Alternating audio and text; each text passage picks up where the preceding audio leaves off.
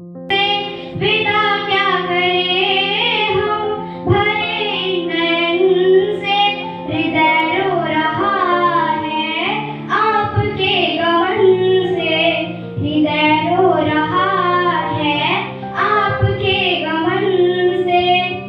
विदाई की बेला है दुआ कर रहे हैं, विदाई की बेला है दुआ कर रहे हैं, सदा दुख दूर रहे आपके जीवन से, सदा दुख दूर रहे आपके जीवन से।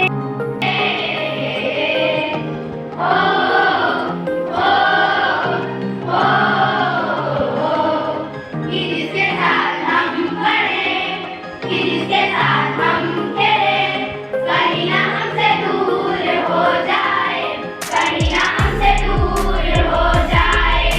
किसके साथ हम पढ़े, किसके साथ हम खेले, कहीं ना हमसे दूर हो जाए, कहीं ना हमसे दूर हो जाए। यही तो विदाई का उसूल होता है। किसके साथ हम पढ़े, किसके साथ हम खेले, कहीं ना हमसे दूर हो जाए, कहीं ना हमसे दूर हो जाए। विदाई का गम है, मिले जितना कम है, ये तो जमाना नहीं जान पाएगा। हमारा जो भाई है, हमारी बहन है, विदा करके हमको ही रुलाएगा। हमको ऐसे भाई बहनों पे नाज होता है। किसके साथ हम पढ़े, किसके साथ हम खेले, कहीं ना हमसे दूर हो जाए, कहीं ना हमसे दूर हो जाए।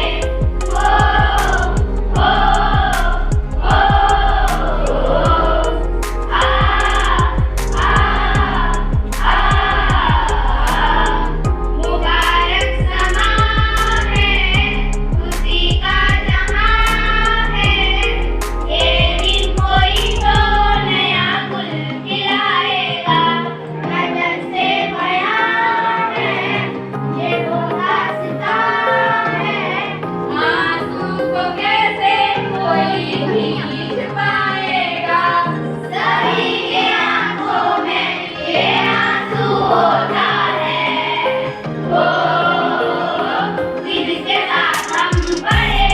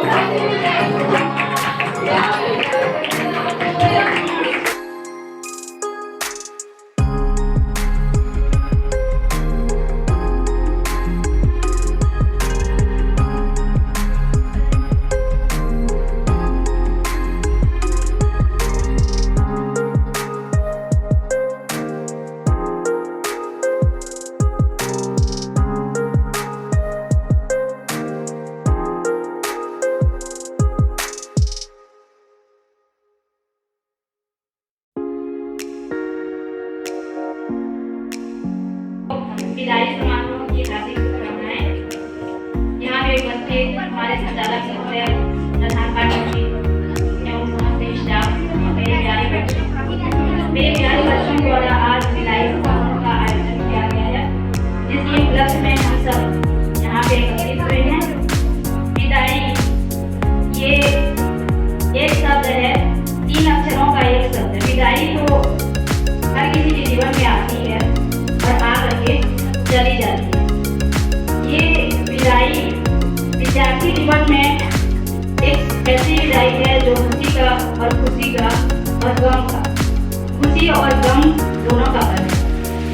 खुशी इस बात की होती है कि हमारे बच्चे हमारे इस सारा परिवार को छोड़ करके जाएंगे, इस बात का गम रहता है। लेकिन खुशी इस बात की होती है कि वो अपनी उपलब्धि के लिए आगे अपने कदम बढ़ाते हुए अपने लक्ष्य प्राप्ति के लिए आगे कदम बढ़ाकर ऊंची मंजिल को हासिल करने के लिए आगे बढ़े। गम इस बात का होता है कि हमारा ये जो परिवार है, सारा परिवार आनंद मार्ग स्कूल, यहाँ तक हमारे बच्चे 10 साल तक रहे। अब इन्हीं 10 सालों में उनके साथ हमारा लगाव हो चुका है। हमारे उनके दिल से कुछ नाते जुड़ चुके हैं जो हमारे दिल से कभी भी उनकी यादें मिट नहीं सकती है। भले ही हम एक परिवार की तरह रहे, वो बच्चे अपनी जो 8वीं के बच्चे विदा होकर यहाँ से जाएंगे, वो सदस्य के रूप में रहे। हम सब एक परिवार के सदस्य हैं, सदस्य के रूप में वो रहे। 8वीं वाले भले ही यहाँ से चले जाएंगे किसी दूसरे स्कूल को, लेकिन वो हमारे दिल से कभी भी जा नहीं पाएंगे। उनकी यादें हमेशा हमारे दिल में ताजा तरो और ताजा रहेंगी। पर हम अपने बच्चों से यही अपेक्षा करते हैं कि वो जब किसी दूसरे स्कूल में जाएं, इस परिवार को तो सारों का परिवार जैसे उन्होंने बनाए रखा, उन्होंने अपनी अच्छी प्रदर्शन दी, लेकिन जब वहाँ भी जाए, किसी दूसरे स्कूल में जाए, वहाँ भी तारों का माहौल बनाए रखें। वो परिवार की तारों का बनाए रखें और तारों की तरह हमेशा। सभी शिक्षक शिक्षिकाएं एवं संचालक मंत्री एवं मेरे प्यारे बच्चों, आज विदाई का पल है और यह पल हम सभी के लिए अविस्मरणीय है ना। आप माध्यमिक स्तर को पूरा करके अगले पद की ओर अग्रसर हो रहे हैं और आप लोगों ने पढ़ाई के साथ साथ सामाजिक और सांस्कृतिक क्षेत्र में भी उत्कृष्टता हासिल की है। हमारे स्कूल का नाम रोशन किया ही और साथ ही गांव और अपने परिवार का भी नाम रोशन किया। आप ऊंचाई की ओर अग्रसर हो रहे हैं और हमारी शुभकामनाएं आपके साथ है। आप लोगों ने हमेशा याद रखना, जीवन में सफलता का राज न केवल पुस्तकों से होता है, बल्कि उसमें लगन, मेहनत और सहयोग का भी महत्वपूर्ण योगदान होता है। आप जिस कार्य को करोगे उसको पूरी लगन, मेहनत और सहयोग के साथ करें ताकि आपको सफलता जरूर मिले। ठीक है, आप हम लोग को हमेशा याद रखो। Thank you. विदाई की हार्दिक शुभकामनाएं। आज हमारे यहाँ पर कक्षा 8वीं वालों का विदाई सम्मान समारोह आयोजित किया गया है और आप सभी लोगों ने, कहना चाहूँगा कि 7वीं क्लास वालों बच्चों ने बहुत ही अच्छे तरीके से इन समारोह का बहुत ही अच्छे तरीकों से क्या तैयारी किया है, ये मेरे को बहुत ही अच्छा लगा। 8वीं वाले भी बहुत ही अच्छे हैं, उनका अनुशासन मुझे बहुत ही अच्छा लगा। वे लातूर गए थे है ना एक टूर्नामेंट के लिए, तो वहाँ पर भी उन्होंने अपना अनुशासन का परिचय दिया और सांस्कृतिक कार्यक्रम वगैरह में भी उन्होंने बहुत ही अच्छे जगह बनाई और यहाँ हमारे इस तिमनी गांव का नाम रोशन किया। ये मुझे बहुत ही अच्छा लगा। मैं आप लोगों के लिए 2 पंक्ति बनाने का प्रयास किया हूँ, उसको मैं आपको सुनाना चाहता हूँ।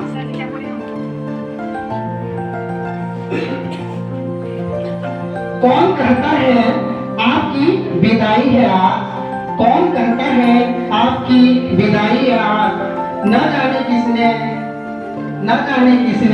खबर फैलाई है। आपको थका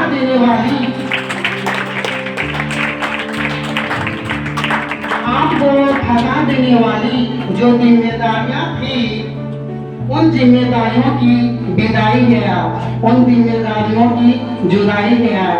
कौन कहता है आपकी विदाई है आज, न जाने किसने खबर फैलाई है आज। वो जिम्मेदारियां जब हम टीचर कहीं बाहर जाते हैं या क्लास में नहीं रहते हैं तो आप सभी लोग बखूबी अपने क्लास को क्या करते हैं, निभाते हैं। तो उनके बारे में दो पंक्ति कहना चाहता हूँ, सुनिए। वो जिम्मेदारियां जब टीचर क्लास में न हो, घंटी बजाने की, है ना, घंटी भी बजाने वाले बच्चे जो हैं, घंटी बजाने की, गेट बंद करने की, किसी से रुकने की, किसी को मनाने की, ये सब चिंताएं विदा लेंगी यार, ये सब चिंताएं विदा लेंगी यार, और साथ हमेशा के लिए छोड़ देंगी आप, साथ हमेशा के लिए छोड़ देंगी आप। कौन कहता है आपकी विदाई है आप, न जाने किसने खबर फैलाई है आप। तो चिंता खेलने की, कूदने की, हारने की, जीतने की, जीतने की, जल्दी से स्कूल आने की, जल्दी से स्कूल आने की, और टीचर और काफी भूल जाने की, और टीचर से डांट खाने की, छुट्टी न मिलने पर बहाना बनाने की, इन सारी चिंताओं का निपटारा होगा आज। कौन कहता है आपकी विदाई है आज, कौन कहता है आपकी विदाई है आज।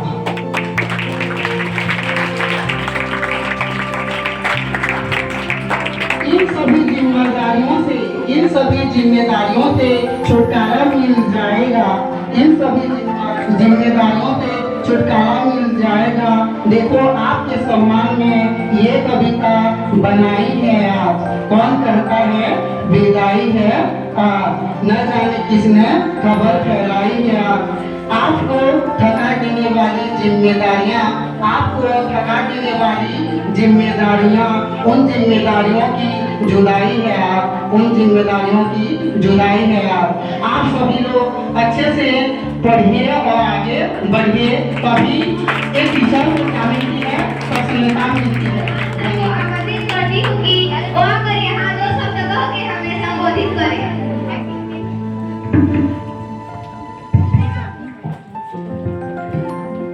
भारत माता की जय, भारत माता की जय। सीनियर्स द्वारा जूनियर्स को दी जाने वाली फेयरवेल की हार्दिक शुभकामनाएं। मैं आशा करता हूं कि 8वीं वाले बच्चे जहां भी पढ़ेंगे, है ना, नौवीं जहां भी पढ़ेंगे वे अच्छी तरह से पढ़ेंगे और मन लगा के पढ़ेंगे।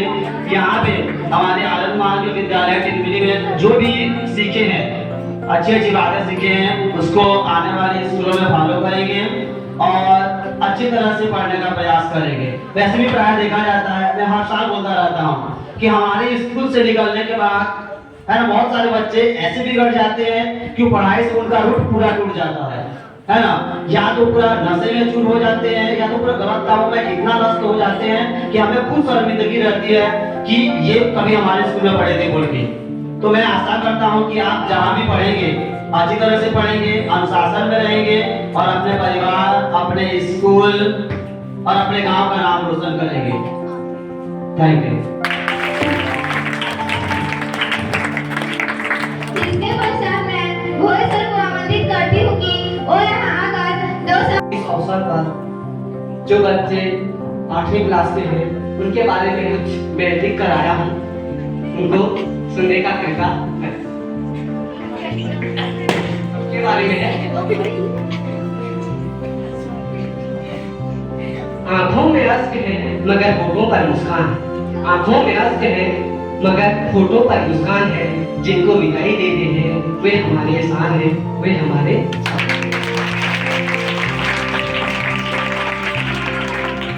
जो बच्चे हैं, सीनियर बच्चे, उनके बारे में दो शब्द बोलना चाहूंगा। उनके बारे में अंजू की पढ़ाई के लिए जज्बा, खुशबू की कड़ी लगन, रितेश का शर्माना, रोशनी की बचपन, दीपिका का डरना, सुनील का हर चीज, हर बात पर विनम्रता से जवाब देना। नहीं भूलूंगा मैं, नहीं भूलूंगा।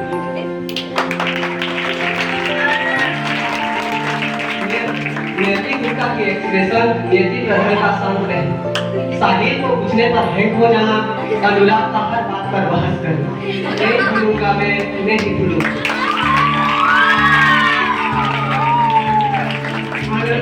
बातचीत पर ना बोलना, पर मनाने से मान लेना, नितिन का स्मार्टनेस और दोस्ती निभाना, प्रिंस का ईद पर चांस होना, अभिलाष की सादगी, क्रिस का ना पढ़ना, नहीं भूलूंगा मैं, नहीं भूलूंगा। पलक की हैंडराइटिंग, कृष्णा की एक्टिंग और बहाना बनाना, और विभास के छोटे बच्चों के साथ फैटिंग, दीक्षा का नॉन स्टॉप टॉकिंग और सिसप का रोना, और काही रामा सॉन्ग को नहीं भूलूंगा मैं, नहीं भूलूंगा।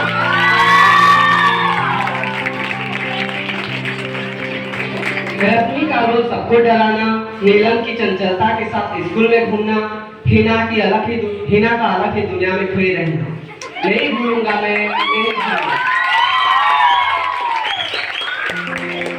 रमेश का स्टेज पर थिरकना, दीपांशु का भोलापन, करीना का बच्चों के साथ खेलना, नहीं भूलूंगा मैं, नहीं भूलूंगा।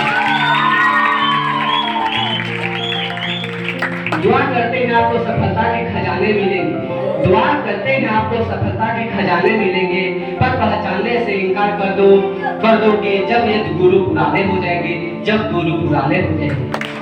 आंखों से दूर सही दिल से कहाँ जाओगे तुम, आंखों से दूर सही दिल से कहाँ जाओगे तुम, जाने वालों याद बहुत आओगे तुम, याद बहुत आओगे। इसके पश्चात हमारे स्कूल के संचालक सर को मैं आमंत्रित करता हूँ इस उपलक्ष्य के बारे में 2 शब्द दल को हमें संबोधित करें।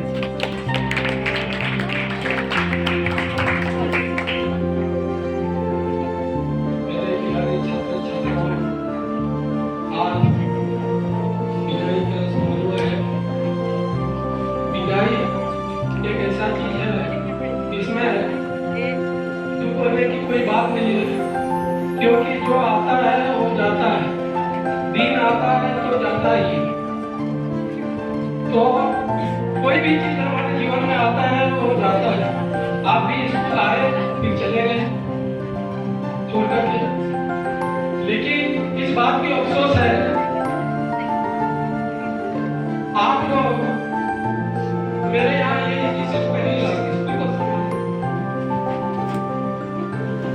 और आप लोगों की जो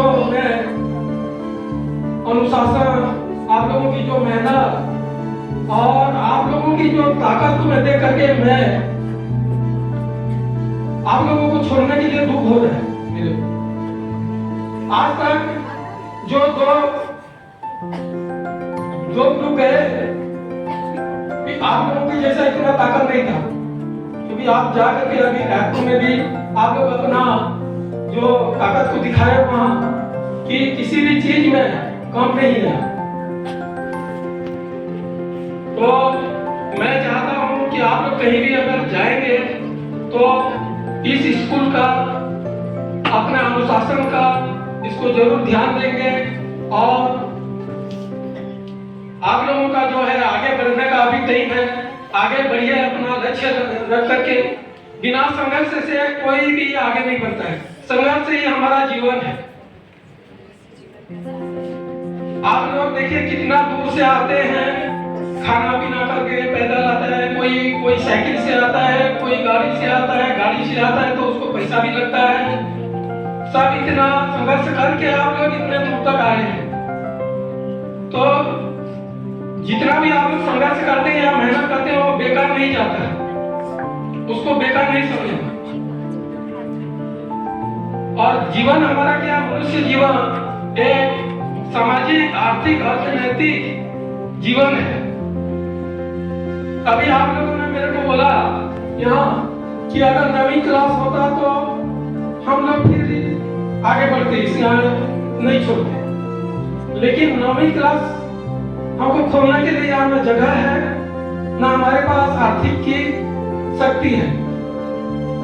तो मैं आप लोगों से यही अपेक्षा करता हूँ या आशा करता हूँ कि आप लोग अपने ताकत से आगे बढ़ करके कोई इंजीनियर, डॉक्टर, टीचर या अपना बड़े बड़े सर्विस में, सर्विस पोस्ट में आकर के हमारे इस स्कूल को सहयोग दे, और उसी सहयोग से ही ये हाई स्कूल नहीं कॉलेज भी खुल सकता है। तो इस बात को जरूर ध्यान देंगे। हमारे एक संस्था है और संस्था ऐसे जीरो जीरो से ही स्टार्ट हुआ है और इस सब हम जानता हूँ कि सहजों से ही होता है। तो मैं आप लोगों से पुनः यही आशा करता हूँ कि आप लोग कहीं भी अगर जाएंगे तो अपना लक्ष्य बना करके आगे ही बढ़ेंगे। आगे बढ़ने का अभी आप लोगों का टाइम है और आप लोग फालतू अभी जैसे भौतिक दुनिया में बहुत सारी विलासिता चीज आ गई है, उसको नकारते हुए, उसको साइड करते हुए आप लोग अपने जीवन की जो लक्ष्य है, लक्ष्य की ओर आगे बढ़ेंगे। अभी मेरे पास एक संजीवनी सूत्र है, अपने जीवन का एक सूत्र चलने का, उसको आप सब लोगों को दिया जाएगा। भी उसमें पढ़ाई कैसे होता है, अपना जीवन में कैसे चलते हैं, कैसे पढ़ाई होगा, आप बैठेंगे कैसे, खाना कैसे खाएंगे, नींद कैसे आएगी और नींद कैसे नहीं आएगी, सब इसमें लिखा हुआ है। तो इस पुस्तक को एक बार पढ़ करके जरूर आप अपना जो आगे क्लास है, क्लास की ओर ध्यान। माता की आदरणीय संचालक महोदय एवं हमारे सम्माननीय शिक्षक शिक्षिकाएं एवं हमारे प्यारे बच्चे, आज बड़ा ही खास अवसर है कि हमारे विद्यालय के जो सबसे श्रेष्ठ बच्चे हैं उनकी विदाई सम्मान समारोह का ये कार्यक्रम हमारे 7वीं क्लास के बच्चों द्वारा बेहतरीन तरीके से कार्यक्रम के आयोजन की प्रस्तुति दी है। ये बहुत ही बधाई के पात्र हैं। इन्होंने उस पीढ़ी को आगे बढ़ाया है जो सदियों से चली आ रही है कि चाहे आदमी अमीर हो या गरीब, अपने से जो बड़े मित्र हैं, भाई हैं, दोस्त हैं, सखा हैं, उनकी विदाई में किस प्रकार से सम्मान की जाती है, इस उदाहरण को आज हमारे बच्चों ने सबके सामने आयोजित करके प्रस्तुत किया है कि किस प्रकार से अपने अतिथियों का सत्कार किया जाता है। इसके लिए तहे दिल से आप सब लोगों का धन्यवाद के पात्र हैं तथा हमारे जो ज्येष्ठ क्लास के जो सर्वश्रेष्ठ नगीनों में से एक 8वीं क्लास के बच्चे, आज आपके विदाई समारोह में हम सभी शिक्षक शिक्षिकाओं द्वारा आप लोगों को ज्ञानवर्धक बातें बताई गई है। यदि इनकी बताए रास्तों पर हम अमल करते हैं तो मैं समझता हूं कि जीवन में किसी भी प्रकार की चुनौती क्यों न हो, हम उस चुनौती से आसानी से पार कर सकते हैं। हमारे सम्माननीय स्टाफ द्वारा, संचालक महोदय द्वारा हमारी सारी चुनौतियों का जो तोड़ है उस मंत्र को हमको बताया है कि किसी भी प्रकार की विसंगतियों से हमें लिप्त होना नहीं है, किसी भी प्रकार की चुनौतियों से घबराना नहीं है, बल्कि डट कर सामना करना है। अभी हमारी ये उम्र है कि हम न केवल अपना विद्यालय छोड़ रहे हैं, बल्कि एक उम्र से दूसरे उम्र में जाने के लिए एक पहले उम्र को छोड़ रहे हैं।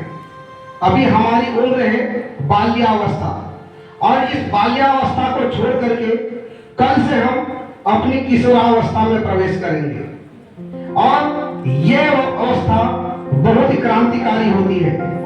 इसका अर्थात है कि किसी भी काम को तुरंत और करने की चाह होती है, सामने वाले के बताए हुए बातों को गलत साबित करने की हमारे मन में चाह होती है।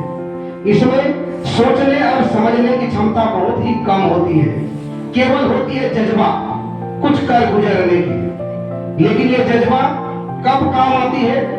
जब हम सही रास्ते पर सही फैसले लेकर चलते हैं तो हमारी जज्बा जो है एक दिन हमारी कामयाबी बन जाती है। और यदि यही जज्बा किसी गलत तरीके की तरफ मुड़ गई तो जीवन हमारी अंधकार बन जाती है। इसमें न केवल नशीली वस्तुओं का उपयोग हम करते हैं, बल्कि असामाजिक तत्व भी हमारे जीवन में समावेश हो जाते हैं। इससे हम सबको बच के रहना है, सूचित रहना है। जीवन में सफलता का केवल और केवल एक ही मंत्र है, अनवरत प्रयास करना, अध्ययन करना, मेहनत करना। सफलता का कोई शॉर्टकट नहीं है। सफलता के लिए केवल और केवल अध्ययन की आवश्यकता है।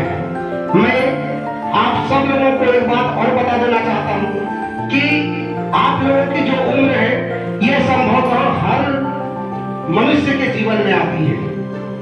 इस प्रकार की जो उम्र होती है 17 साल से लेकर के 22 साल तक, यह बहुत ही उग्र होती है।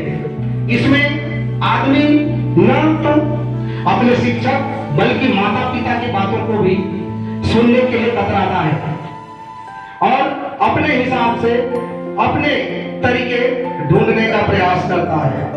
इसीलिए आप सब लोग अपने कर्तव्यों का निर्वहन करें एवं जहां कहीं भी आपको लगे कि गलत है या किसी विसंगतियों से जुड़ रहे हैं, अपने माता पिता से, अपने गुरुजनों से आप इन सब से सलाह लें और कौन सी रास्ता है इसमें सभी लोग समझें। लड़कों के लिए एक बात आप सब लोगों को खुलकर बता देना चाहता हूं और अपने माता पिता से भी ये बात पूछना। एक बात है, लड़कियों का हंसना एक अदा है, लड़कियों का मुस्कुराना एक अदा है। जो लड़का इसे प्यार समझे वो सबसे बड़ा गधा है।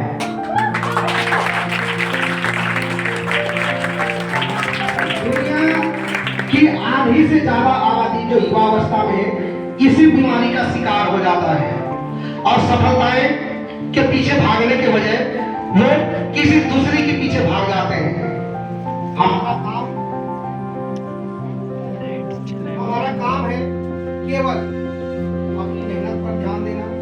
अगल बगल क्या हो रही है इसके बारे में हमें सोचना नहीं है, क्योंकि सोचने के लिए बहुत सारी जिंदगी उम्र बाकी है। पहले कामयाब हो जाएगी, उसके बाद कई सारी जिन चीजों की आप चाह करते हैं उन चीज आपके कदमों के नीचे होंगी। इसीलिए सबसे पहले आपकी पहली लक्ष्य होनी चाहिए कामयाबी, और इस कामयाबी के लिए आपको नींद चैन हर चीज त्याग करके केवल और केवल मेहनत करना है, प्रयास करना है। कामयाबी आदमी को यूं ही नहीं मिल जाती कि सोए हुए स्वप्न देखिए और हम लोगों को सारी की सारी जिंदगी मिल जाएगी। इसीलिए केवल एक ही मंत्र आप लोगों को बता रहे हैं, जीवन जीने का यही आप लोगों का सबसे कठिन और सरल रास्ता है कि मेहनत के बगैर दुनिया में कुछ भी हासिल नहीं की जा सकती। यदि आपका पेट भरना है, खाना खाना है, तो उसके लिए हाथ का उपयोग करना पड़ेगा, निवाला बनाना पड़ेगा, निवाले से मुंह में डालना पड़ेगा, मुंह के माध्यम से चबाना पड़ेगा, तब जाके पेट में निगल करके पेट में जाएगी, तब पेट भरेगा। यदि हम खाना को देखते रहेंगे तो पेट नहीं भरेगा, उसके लिए भी मेहनत करनी पड़ती है। क्योंकि सफलता के लिए तो कोई ऐसा शॉर्टकट है नहीं। इसीलिए जीवन में आप हमेशा मेहनत पर सबसे ज्यादा फोकस करें, ध्यान दें, और इस मेहनत के साथ साथ आप अपनी सम्मान पर भी विशेष ध्यान दें कि जिसने आपको इस तरह इस मुकाम पर पहुंचाने के लिए अपना सब कुछ त्याग दिया है, उनकी परिवार और समाज के बारे में हमेशा आप लोग जो सम्मान दें। हमें बहुत खुशी हो रही है कि आप लोगों को यहाँ से रुखसत कर रहे हैं, विदा कर रहे हैं। विदा इसलिए कर रहे हैं क्योंकि विदाई के दो अर्थ हैं। विदाई का मतलब होता है विदा करके आगे। पतंग यदि अपने पास में होगी तो बहुत सारे हिचकोले खाती है। पतंग देखें, उड़ाई है पतंग, यदि उसी पतंग को छोड़ दिया जाए, यदि उस पतंग को छोड़ दिया जाए तो वही पतंग अपनी कामयाबी बुलंदी को छोड़ करके आसमान को चूम करके आती है। यही विदाई का एक अर्थ है।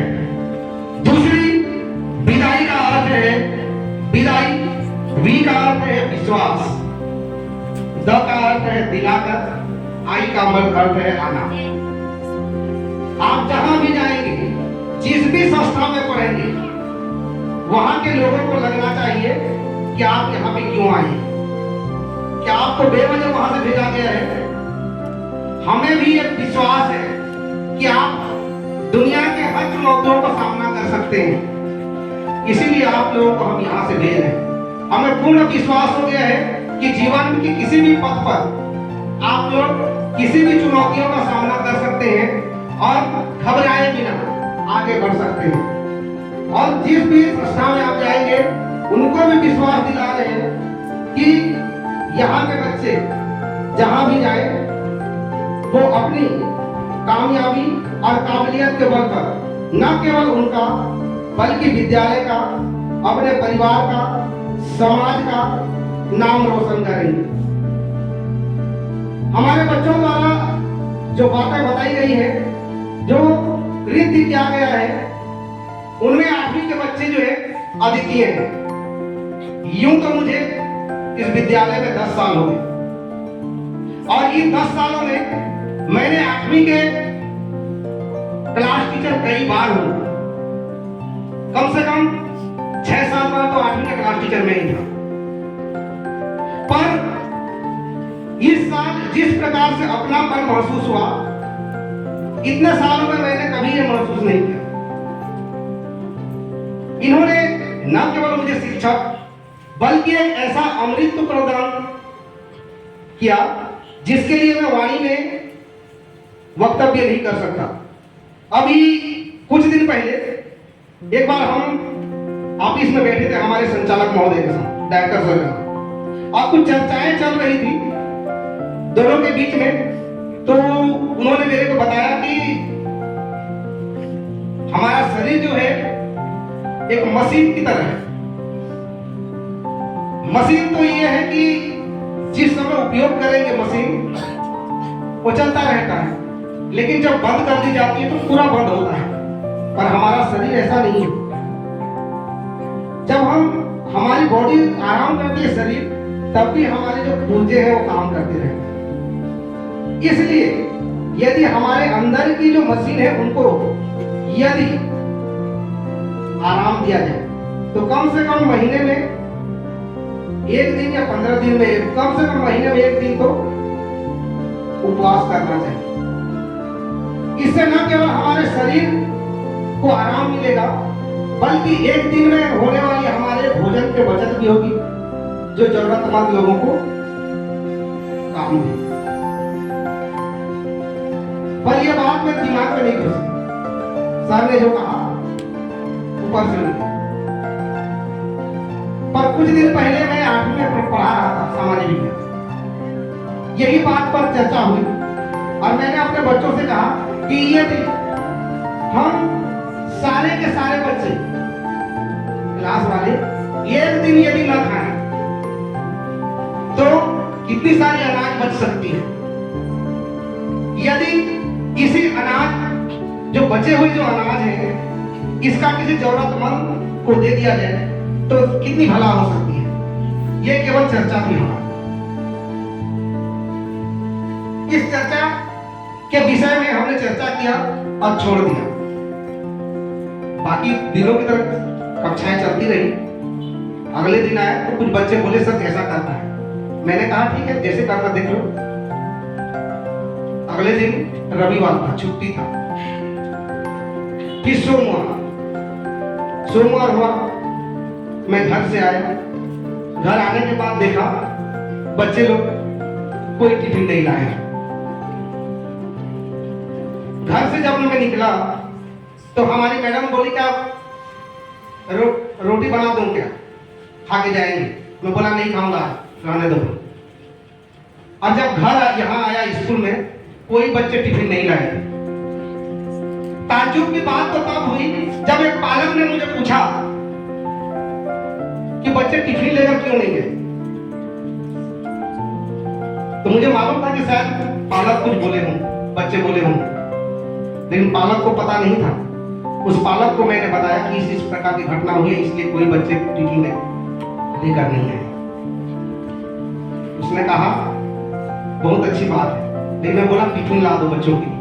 सारे बच्चे टिफिन नहीं लाए हैं और कोई खा के भी नहीं आए। तो उन्होंने कहा ठीक है, मैं आप लोगों के लिए टिफिन लेके आ रहा हूँ और सारे बच्चों के लिए भी लेके आ रहा हूँ। तो मैंने कहा कि बच्चों के लिए हम लोग नाश्ता मंगवाएं, आप ले ला दें। और वो यहाँ पर टिफिन लेकर के आए और टिफिन लेकर के आए और वो दे मिले और दे करके उन्होंने जो शब्द कहा, मुझे नहीं लगता कि मैं टीचर हूँ। उन्होंने मेरे को न केवल टीचर बल्कि भगवान का दर्जा भी दिया। उस पालक ने कहा कि जिस उद्देश्य के लिए आनंद मार्ग विद्यालय हमारे यहाँ खोला गया था, शायद इतने सालों में आज वो लक्ष्य जो है पूरा हो गया। जिन उद्देश्यों के लिए हम केवल आज तक जानते थे कि केवल विद्यालय में पढ़ाई ही होती थी, इस प्रकार के संस्कार, आदर्श और गुण देखकर मैं बड़ा भाव विभोर हो गया। उन्होंने मेरे को एक सबक दिया कि भगवान राम जब 14 वर्ष की वनवास के लिए निकले, उस समय अयोध्या के सारे राजा प्रजा सब मिलकर के भगवान राम को वापस करने के लिए गए, लेकिन भगवान राम नहीं माने। अपने पिता की आज्ञा का पालन करने के लिए उन्होंने कहा कि आप सब जाइए, जितने भी नर और नारी हैं सब के सब वापस जाइए, मैं 14 वर्ष वनवास काट करके फिर आऊंगा आप लोगों के पास। इनकी बातों को सुन करके वो सारे के सारे भागे। भगवान राम जब रावण को मारकर माता सीता को लेकर के 14 वर्ष की वनवास काट करके जब आए, उनमें से 5 जने खड़े थे वहीं। भगवान राम ने पूछा कि ये क्या कर रहे हो तुम लोग? मैंने तो आप लोगों को बोला था घर चले जाओ, फिर आप लोग क्यों यहाँ पे रुके हुए हैं? तो उन्होंने कहा प्रभु, आपने तो हमें कहा ही नहीं, आपने कहा कि नर और नारी जितने हैं सब के सब चले जाए। हम तो न नर हैं न नारी हैं, हम किन्नर हैं। उनके कहने का मतलब ये नहीं है कि उन्होंने रामायण की कथा सुनाई, उन्होंने श्रेष्ठ कहा। उन्होंने कहा कि हमारे विद्यालय के बच्चों के आदर्श को सराह करके हमें अमृत प्रदान करने के लिए उन्होंने ईश्वरीय शक्ति का या वरदान के रूप में हमें साबित किया। इनके लिए मैं जितना भी इन बच्चों के लिए कहूँ कम है, क्योंकि इन्हीं बच्चों के वजह से हमें वो प्रशंसा, वो तारीफ मिली जो आज तक हमें नहीं मिल पाई। हमारा लक्ष्य केवल ये नहीं है कि हमें महान बने। एकलव्य ने तो केवल धनुर्विद्या सीखने के लिए ही अपनी अंगूठा दी थी। हमारे बच्चों को हमने कोई इस प्रकार की उनके अंदर चुनौती या कोई कीमती वस्तु मांगने के लिए उनको ये अनुशासन नहीं सिखाया था। उनकी इन आदर्शों के लिए कई दिनों से मेरा हृदय बहुत द्रवित है कि छोड़ के जाएं तो कैसे जाएं। जिन नगीनों को आज तक 10 साल पहले 10 साल से हम इन्हीं को अपने गोद में खिलाए पिलाए, अपने देख रेख में इनका अध्ययन कराए, आज इन्हीं बच्चों को विदा करते हुए हमारा हृदय बहुत ही द्रवित हो रहा है। मानो ऐसा हो रहा है कि समय रुक जा और कहीं हमारे बच्चों को फिर से दोबारा किसी कुछ समय के लिए हमारे अंदर हमारे बीच में रोक कर रखें। लेकिन समय है, समय के पास भी इतना समय नहीं है कि वो समय को रोक सके। इसीलिए हमारे बच्चों को हम खुशी खुशी विदा करना चाहते हैं। आज के दिनों में हमारे बच्चों ने कहा था कि सर हम खुशी खुशी जाना चाहते हैं। इसीलिए आप सबको हम सबकी शुभकामनाएं हैं। आप लोगों के मन की व्यथा हम समझ रहे हैं, लेकिन मन की व्यथा यदि पढ़ने में और बोलने में आपके शब्दों के माध्यम से बयान किया जाए तो हो सकता है आपकी आंखों में नमी हो और आपका हृदय द्रवित हो। इसीलिए बस आप लोगों को खुशी के माध्यम से यहाँ से हम विदा करना चाहते हैं। जीवन में जब कभी भी कठिनाइयों का सामना करना पड़े, हमें सदा स्मरण रखेंगे, हम सदा आपके चुनौतियों के सामने रहेंगे। बहुत सारी आपके ऊपर हमने और सख्त नियम बनाए। ये केवल आप लोगों के लिए, विद्यालय के लिए है। यदि जाने अनजाने हमसे किसी प्रकार की सख्ती हो गई हो जिससे आपका हृदय द्रवित हो, तो इसके लिए एक गुरु समझ करके आप लोग नजरअंदाज करेंगे, क्योंकि जितनी भी यहाँ पर जो नियम बनाई जाती है केवल आप लोगों के उत्थान के लिए बनाई जाती है। इस कारण हम सब आपके उज्जवल भविष्य की कामना करते हैं और ईश्वर से बस यही कामना करते हैं कि मानवता के मन मंदिर में प्रेम का दीपक जला दो, मानवता के मन मंदिर में प्रेम का दीपक जला दो। करुणा निधान ईश्वर मेरे, हमारे बच्चों के जीवन को स्वर्ग बना दो, हमारे बच्चों के जीवन को स्वर्ग बना दो।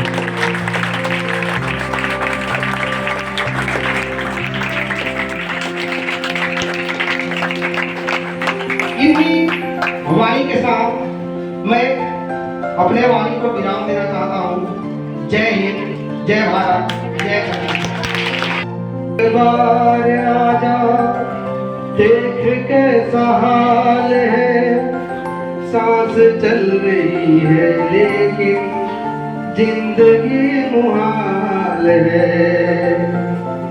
आजा एक बार आजा, देख कैसा हाल है, सांस चल रही है लेकिन जिंदगी मुहाल है।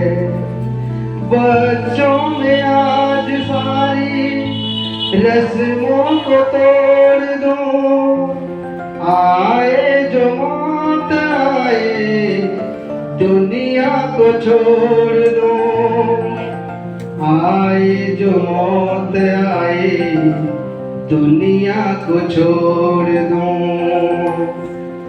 आंसू जुदाई का पिया नहीं जाए, आंसू विदाई का पिया नहीं जाए, पिया नहीं जाए बच्चों, जिया नहीं जाए, जिया नहीं जाए बच्चों, जिया नहीं जाए। हो